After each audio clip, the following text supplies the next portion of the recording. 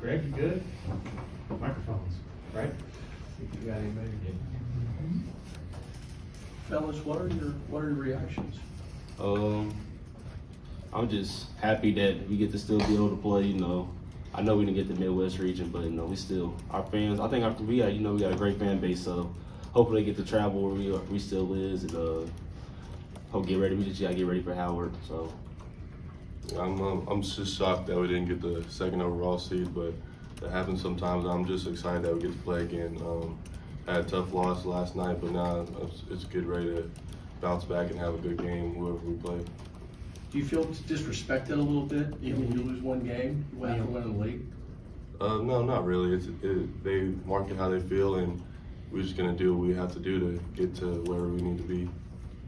Yeah, what KJ said, you know, we just gotta handle business. We know we had a bad game last night, so we just gotta bounce back and get better. So, KJ said shocked. Did you look around the room when it was announced? Did everybody kind of have the same reaction, do you think? A little bit. I think everybody was just hoping for the best.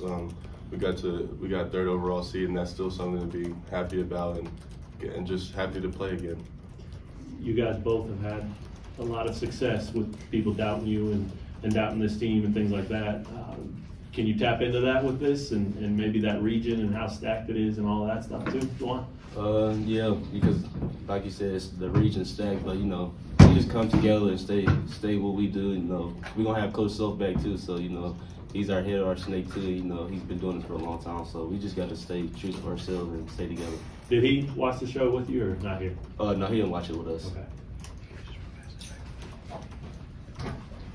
Yeah, you mentioned Bill. What does it mean to you that he will be back so soon for you guys?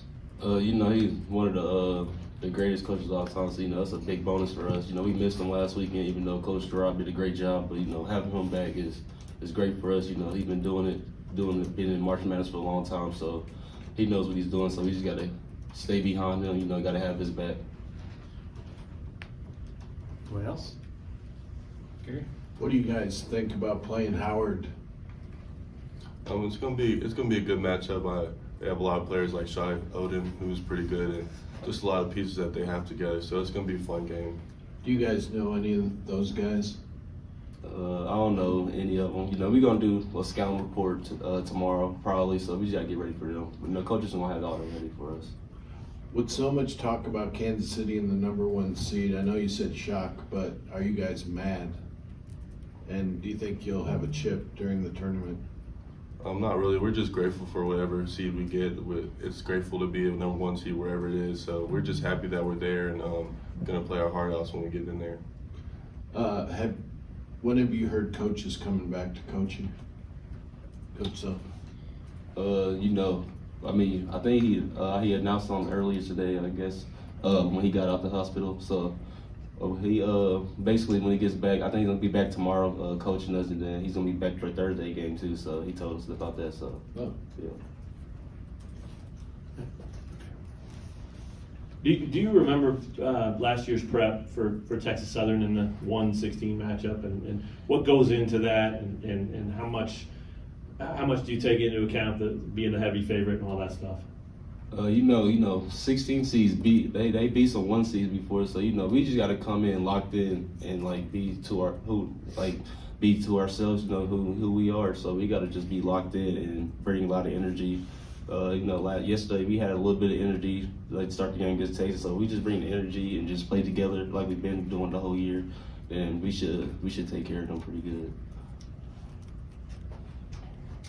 I know you can't get in the heads of the committee members, so this is an opinion question because you had heard so much and you knew firsthand about the strength of the Big 12 schedule. Do you believe that was brushed aside, in your opinion, when the #2 and the #3 overall seeds were announced? I feel like, I mean, I really can't get in the heads of them, but I feel like they kind of overlooked it a little bit. But you know, it is what it is, and they do good enough of their job to keep doing it. So I believe in what they do. So it's just going to be a fun game when we play. You know, we hear all the experts. You guys are players. You know who other players are. What other teams jump out at you? You got Arkansas and Illinois in a possible second round matchup if you guys win. When you look at the other teams, what jumps out? Yeah, you know, that's going to be a tough game between those two in the first round, too. So, you know, Arkansas is very athletic. They're fast. You know, Illinois, they're 6'5", big guard, big wings. So it's just, I mean, it's going to be a fun game watching them. And then if we win the first game against Howard, then we'll just see who we play, and hopefully we match up well against either team. If you played Illinois, would you have memories of the secret scrimmage? Yeah, you know, both teams was not good at the scrimmage. We was both bad, so you know, it's the end of the year now. So I think if we match up against, I think it would be a pretty good game. Are there any benefits to not being the number one overall? If you guys had won yesterday, you might have been one overall. Is there any benefit to not being that team?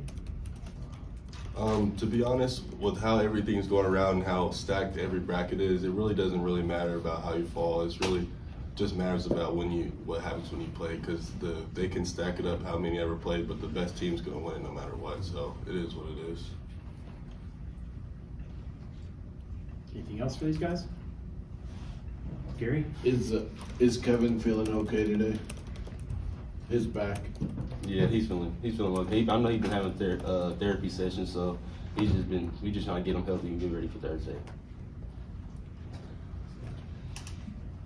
Let's talk about title defense. I mean, you guys are still the defending champs, and is there an element of excitement that you've reached this point and here you go? You actually, you know, the whole season was talking about that a little, but now you actually get to go try to defend it, both of you, if you could.